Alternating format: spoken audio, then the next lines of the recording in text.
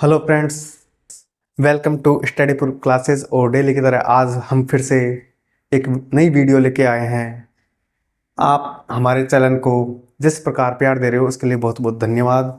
और आप इसी प्रकार अपने जो भी दोस्त हैं उनको शेयर करते रहिए ताकि उन तक भी ये वीडियो पहुंच पाए। आज हमारा जो टॉपिक है वो मिश्रण, विलयन, इनसे संबंधित रहेगा और उसके बारे में आज हम पढ़ते हैं।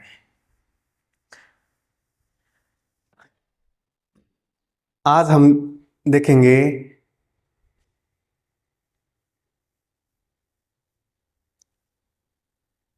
कि मिश्रण क्या है। मित्रों, पहला हमारा क्वेश्चन है कि मिश्रण क्या है। मिश्रण के बारे में नॉलेज लेंगे कि मिश्रण क्या है। तो आप देखोगे कि जब दो या दो से अधिक जब जब दो या दो से अधिक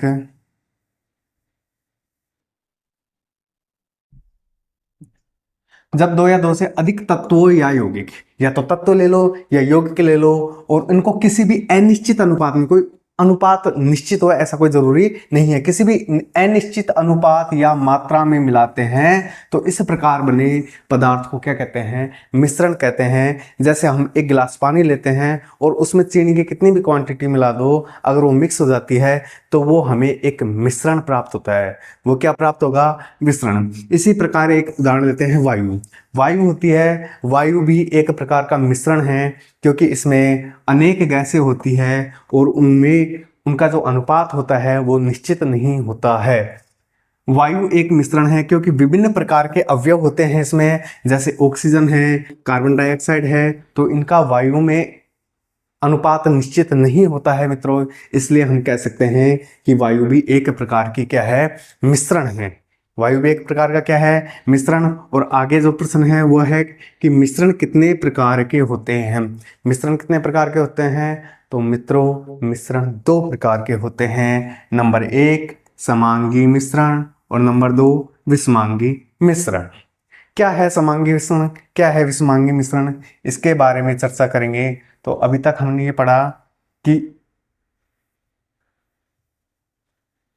मिश्रण क्या है। तो मिश्रण क्या है? दो या दो से अधिक पदार्थ ले लो या तत्व ले लो, उनका अगर निश्चित अनुपात है तो वो क्या कहलाएगा हमारा?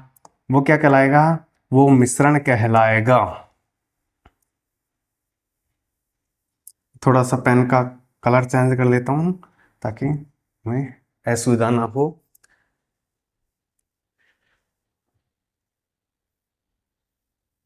अब मिश्रण कितने प्रकार के होते हैं मित्रों? तो मिश्रण होते हैं दो प्रकार के। मिश्रण कितने प्रकार के होंगे? दो प्रकार के होंगे। और दो प्रकार कौन कौन से हैं इसमें?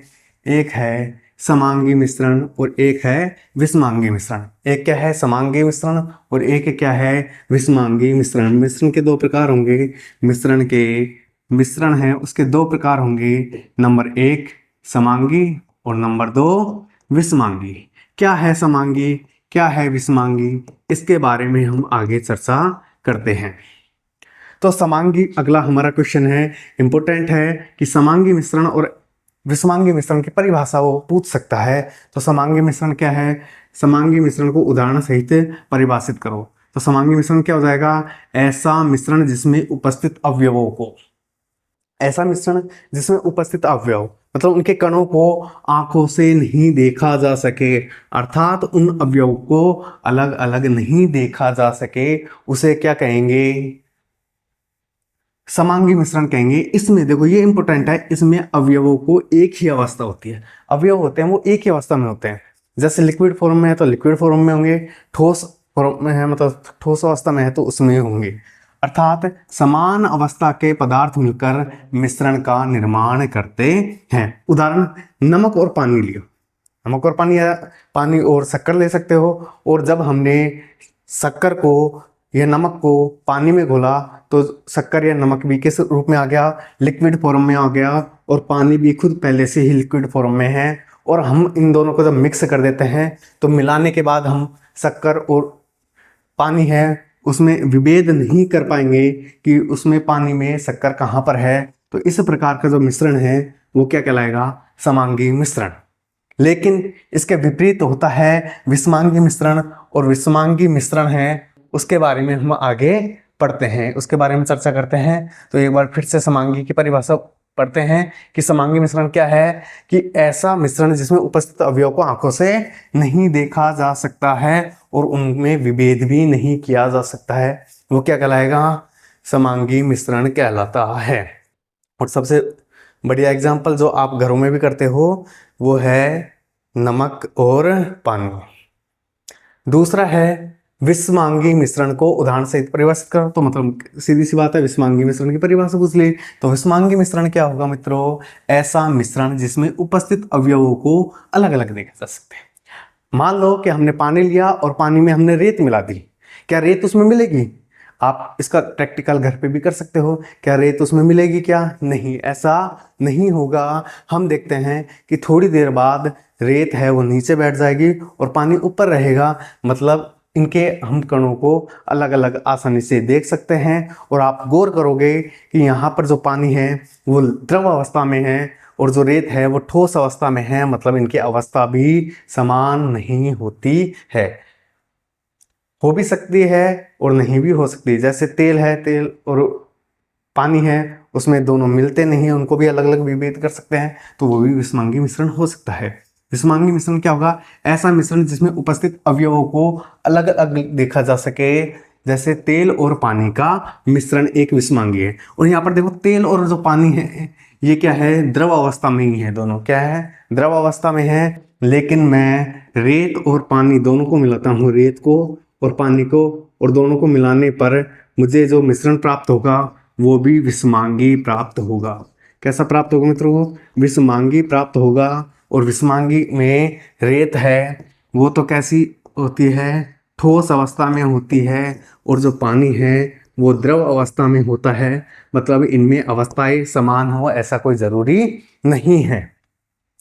आगे जो प्रश्न है वो है विलय और विलायक।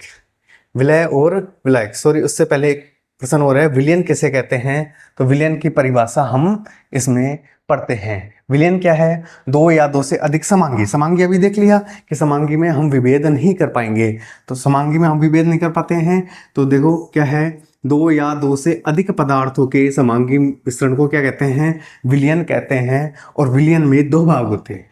विलयन में कितने भाग होते हैं, विलयन में दो भाग होते हैं, एक तो विलय और एक होता है विलायक। एक क्या होता है, विलायक होता है। अब क्या विलयन होगा और क्या क्या विलय होगा और क्या वो होगा, तो विलय क्या होता है, जिसमें मात्रा कम हो, जिसकी मात्रा कम होती है या जिसे घोला जाता है वो तो विलय कहलाता है। और जिसकी मात्रा अधिक होती है, जिसमें घोला जाता है, उसे क्या कहते हैं, विलायक।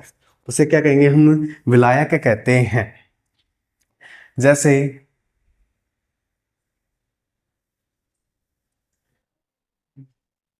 जैसे एक बार इसको इरेज कर लेते हैं। जैसे देखो मित्रों क्या होगा, विलय क्या है, विलयन का वह घटक जो प्राय कम मात्रा में होता है।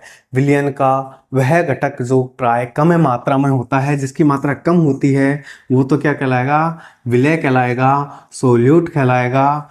मतलब विलायक में घोला होता है, जिसको मतलब कहने का अर्थ है जिसको घोला जाता है, जो कम मात्रा में होता है उसे विलय कहते हैं। और जिसमें घोला जाता है, विलयन का वह घटक जिसकी मात्रा दूसरे घटक से अधिक होती है और उसमें विलयन दूसरे घटक के विलयन में मिलता है, उसे क्या कहते हैं, विलायक, मतलब सोलवेंट कहते हैं। मतलब सोल्यूशन बराबर हो जाएगा सोल्यूट प्लस सोलवेंट। तो क्या हो जाएगा यहाँ से, विलयन, विलयन बराबर क्या हो जाएगा, विलय प्लस विलायक, विलय प्लस विलायक। विलयन बराबर क्या हो जाएगा, विलय प्लस विलायक, जो कि हम ऊपर भी पढ़ चुके हैं। देखिए हम ऊपर भी इसके बारे में अध्ययन कर चुके हैं कि जो विलयन होता है वो विलयन क्या होता है,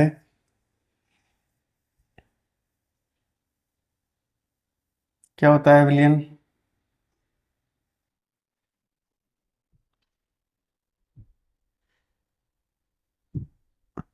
विलयन बराबर विलय प्लस विलायक होता है। अब देखो अगला जो क्वेश्चन है, विलयन को उदाहरण द्वारा समझाना। अब विलयन के बारे में पढ़ चुके हैं। विलयन क्या होता है कि समांगी, दो या दो से अधिक पदार्थों का समांगी मिश्रण है, वो क्या होता है अपना विलयन होता है। और इसके दो पार्ट होते हैं, अगर देखें तो विलय और विलायक, और दोनों को मिलाने पर हमें क्या प्राप्त होता है, विलयन प्राप्त होता है। लेकिन इनके उदाहरण क्या है, इनके उदाहरण क्या है, तो इनके उदाहरणों में देखते हैं विलयन। पहले परिभाषा देख लेते हैं, उदाहरण द्वारा समझाइए तो परिभाषा भी देना आवश्यक है। और परिभाषा क्या हो जाएगा, दो या दो से अधिक पदार्थों के समांगी मिश्रण को क्या कहते हैं, विलयन। और समांगी मैं बता चुका हूं कि इसमें अवयवों को हम अलग अलग नहीं देख सकते हैं। इसमें उदाहरण देखो, सबसे पहला उदाहरण है चीनी और जल का विलयन एक तरल घोल में ठोस का उदाहरण है। पानी लिया, तरल पदार्थ है, उसमें ठोस को हमने मिला दिया, और मिलाने पर वो आसानी से मिक्स हो जाती है। उसके बाद हम विभेद नहीं कर पाते हैं कि चीनी कहाँ पर है। इसमें चीनी है, चीनी की मात्रा कम है, इसलिए ये तो क्या है, विलय। और जल क्या है, विलायक है, अधिक मात्रा है। ऐसे आयोडीन और एल्कोहल का विलयन, आयोडीन और एल्कोहल दोनों को मिलाने पर जो टिंचर आयोडीन, टिंचर जो कि चोट वगैरह में लगाने के काम आता है, टिंचर आयोडीन के नाम से जाना जाता है। इसमें आयोडीन की मात्रा क्या होती है, कम होती है, इसलिए आयोडीन विलय है। और एल्कोहल की मात्रा अधिक होती है, इसलिए एल्कोहल क्या है, विलायक है, इंपॉर्टेंट है। उदाहरण की दृष्टि से वायु युक्त पेय जैसे सोडा जल, कोक आदि तरल में गैस के रूप में, जिनमें भी जो भी अपना सॉफ्ट ड्रिंक, कोल्ड ड्रिंक वगैरह पीते हैं, तो उनमें क्या होती है, गैसें भरी होती हैं। और गैस, इनमें कार्बन डाइऑक्साइड जैसे गैस होती है, कार्बन डाइऑक्साइड गैस होती है जो कि कम मात्रा में होती है, इसलिए उसमें क्या होता है, विलय है। और जल होता है वो अधिक मात्रा में होता है, इसलिए वो क्या होगा, विलायक होगा मित्रों, क्या होगा, विलायक। ऐसे ही वायु में जो गैस का विलयन है, गैस है, वायुमंडल है, वो भी क्या है, गैस का विलयन है। ये मुख्यतः दो घटक होते हैं, ऑक्सीजन और नाइट्रोजन। ऑक्सीजन और नाइट्रोजन, इसमें ऑक्सीजन की मात्रा क्या है, 21% है। ऑक्सीजन की मात्रा कितनी है मित्रों, 21% है। और नाइट्रोजन की मात्रा कितनी है, लगभग 78% है। हम हमारे वायुमंडल की बात हो रही है, वायुमंडल, इसकी बात हो रही है, वायुमंडल की बात हो रही है। तो वायुमंडल में ऑक्सीजन तो कितना है, 21%, और नाइट्रोजन कितना है, 78%। और जिसकी मात्रा कम होती है वो तो क्या कहलाएगा, विलय। और जिसकी मात्रा अधिक होती है वो क्या कहलाएगा, विलायक कहलाएगा। और जब दोनों मिलती है तो हम इनमें भी विभेद नहीं कर पाते हैं, इसलिए ये क्या है, विलयन है।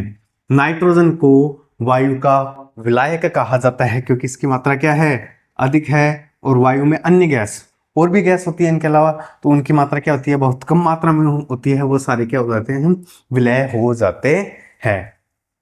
तो मुझे उम्मीद है कि आप इन उदाहरणों के माध्यम से आसानी से समझ गए होंगे मित्रों कि क्या है विलयन, और क्या है इसमें विलय, और क्या है इसमें विलायक। और दोनों का जो योग है वो क्या कहलाएगा, विलयन कहलाता है। अब क्या कह रहा है, विलयन के क्या क्या गुणधर्म हैं, विलयन के क्या क्या गुणधर्म हैं। अब हम मित्र थोड़ी छोटी वीडियो बनाएंगे, लेकिन एक काम की वो बनाएंगे कि विलयन के गुणधर्म क्या है, विलयन के गुणधर्म क्या होगा। विलयन के कितने गुणधर्म होते हैं, लगभग 4 गुणधर्म इसमें दिए हैं, 1 2 3 4, एक एक को क्रम से पढ़ते हैं। विलयन एक समांगी मिश्रण, हम जैसे कि परिभाषा में भी पढ़ चुके हैं कि दो या दो से अधिक पदार्थों का समांगी मिश्रण क्या कहलाता है, विलयन। तो ये भी अपने आप में एक गुणधर्म हो गया। फिर कहते हैं कि विलयन के कण व्यास में 1 नैनोमीटर से भी क्या होते हैं, छोटे होते हैं। 1 नैनोमीटर से भी क्या होते हैं, छोटे होते हैं, इसलिए इन्हें आंखों से नहीं देखा जा सकता, इनको आंखों से नहीं देखा जाता, क्योंकि विलयन के जो कण हैं वो बहुत छोटे छोटे होते हैं। और जिन जो छोटे छोटे होते हैं, अपने छोटे आकार के कारण विलयन के कण गुजर रही प्रकाश की किरण को नहीं फैलाते। ये चीज याद रखना, जितने कण छोटे होंगे वो प्रकाश की किरण को फैला नहीं पाएंगे, और जितने कण बड़े होंगे वो प्रकाश की जो किरण है उनको आसानी से फैला देते हैं। तो अपने छोटे कणों के आकार के कारण विलयन के जो कण हैं गुजर रही प्रकाश की किरण को नहीं फैलाते हैं, इसलिए विलयन में प्रकाश का मार्ग नहीं दिखाई देता है। अब इसके लिए हम प्रैक्टिकल कर सकते हैं कि हमने एक कांच के गिलास में, पारदर्शी कांच का गिलास है, उसमें क्या लिया, पानी लिया, उसमें नमक या चीनी को घोलने पर और उसमें टॉर्च का प्रकाश जैसे ही उसमें से गुजारेंगे तो हम देखते हैं कि वो सीधा का सीधा वो उसमें से दूसरी तरफ दिखाई नहीं देता है, मतलब वो प्रकाश का मार्ग दिखाई नहीं देता है, मतलब प्रकाश के किरण को अपने अंदर से नहीं गुजरने देता।